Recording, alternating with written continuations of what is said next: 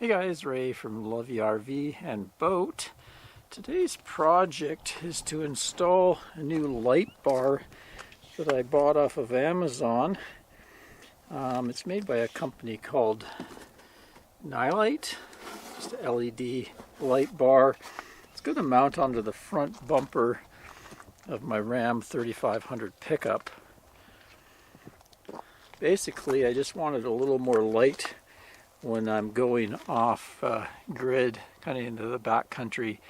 The lights that are on my Ram are pretty pathetic as far as lighting things up, so this would be nice for traveling back in after Anne's doing one of her sunset photo shoots and we're coming back to the RV in the pitch black. I want to light things up to find the way and also see any animals.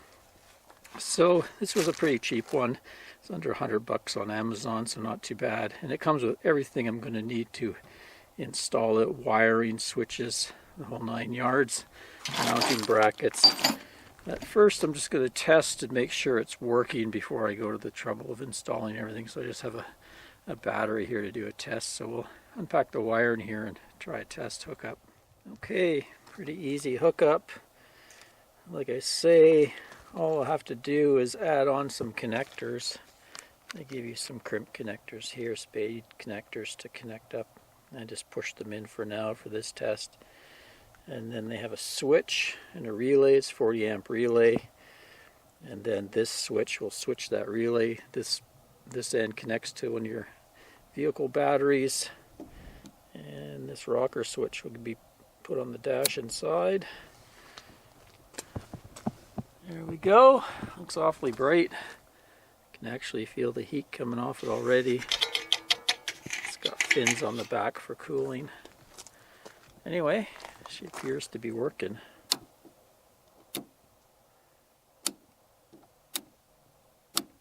Cool. Let's get her mounted. So, mounting, very basic. Just centered it on my bumper here. Marked out some holes on each side.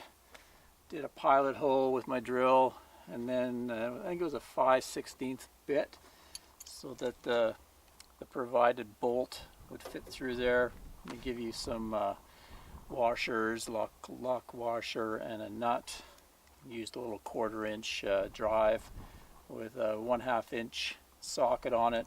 I like these little ones that can get right in there. I have a nice little 1/4 inch drive set, very handy for getting into tight spaces. So crank those up, and they provide you an Allen wrench for the end bits here. I'll give you a closer look at them. There's an adjuster on it. There we go. So you can see in there's some fine teeth so that you can angle it to whatever you would like for your vehicle. Have it kind of angled down a bit. I think that's probably going to work, but I can always change it. So let's tighten all those up, and next we're going to get to the electrical wiring. But looking pretty good so far. Fits in there quite nice. So I did it right on top of the bumper there. That way it's not really blocking any airflow. My main grill's still wide open. And this opening here is also where I believe my transmission cooler is down here. And because I tow heavy fifth wheel, I like to keep that opening free so I can get maximum airflow through the cooling fins in there. Anyway, let's get to the electrical. So one thing you have to do is crimp these spade connectors on. I'm not exactly sure why they weren't already, but got a crimper here. Blue for 14 to 16 gauge.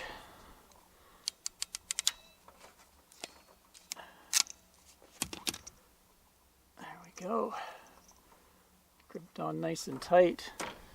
And they're going to go through my grill here and up where I can plug them into the other part of this wiring. So fished it up here and connected it. I'm also going to wrap that with electrical tape.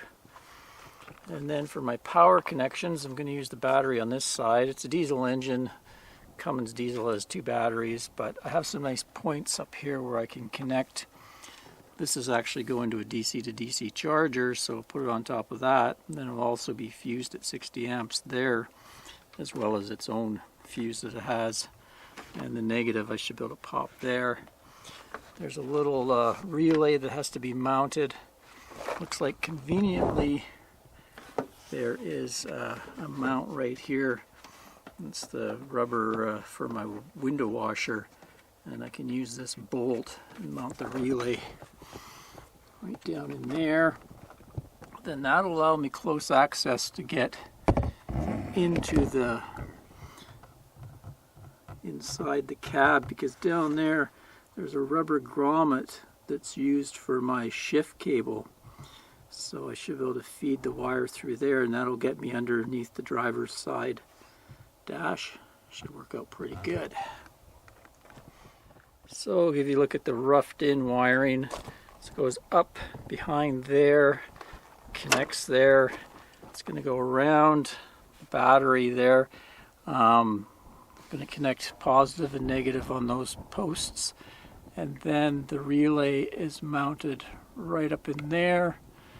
Then we go down from the relay through the firewall down where the shift cable goes through the firewall down there. And I'll probably put some black goop in there too, just to help it seal a little bit better.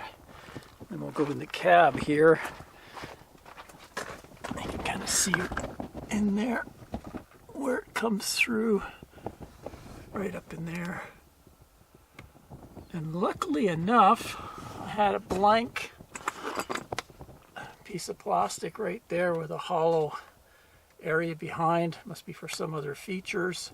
So I'm going to be able to take this and mount it right there, which is under my headlight control up there. So that's going to work out good.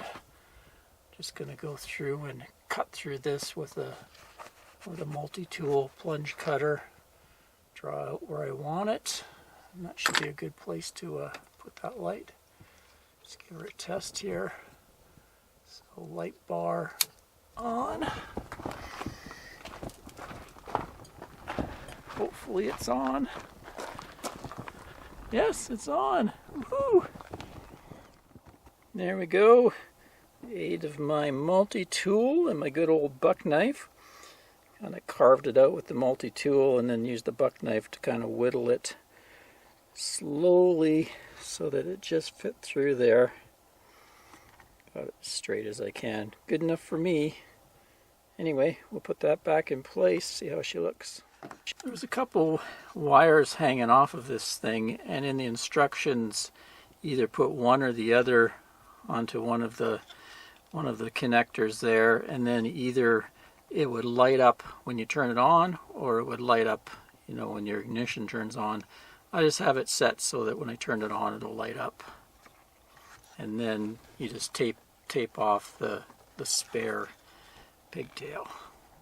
Not bad, actually. Looks like it's meant to be there.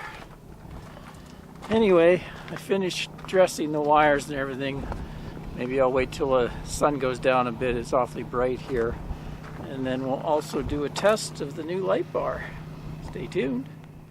Well, the sun's gone down, so I can kind of show you the wiring a little clearer here without all kinds of brightness and shadows.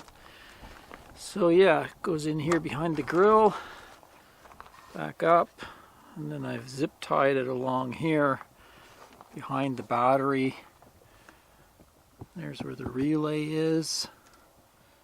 Connected to the battery, so zip tied in place, and then that black wire goes down through that grommet for my transmission cable, and then in here, let's give you a look where it comes through.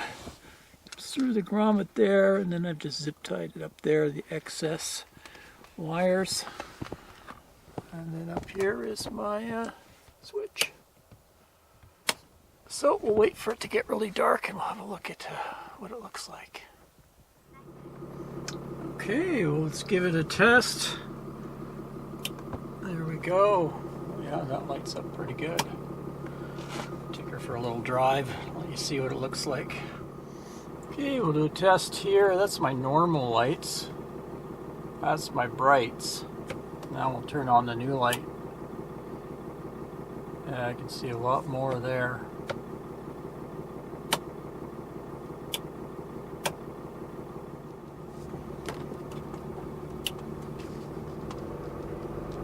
Oh yeah, it's going to be a lot better.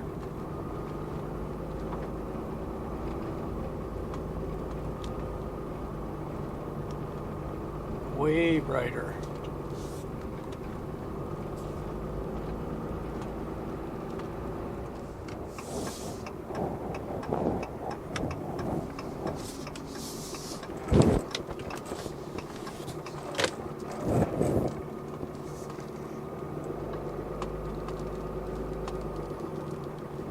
Yeah, much better than my regular lights here.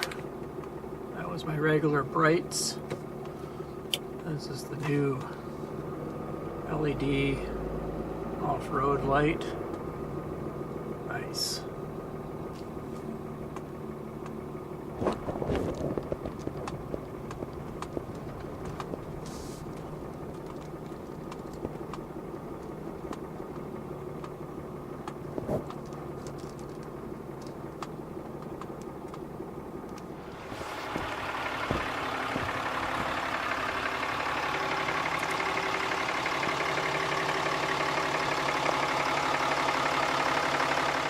Well, there you go. Happy with that.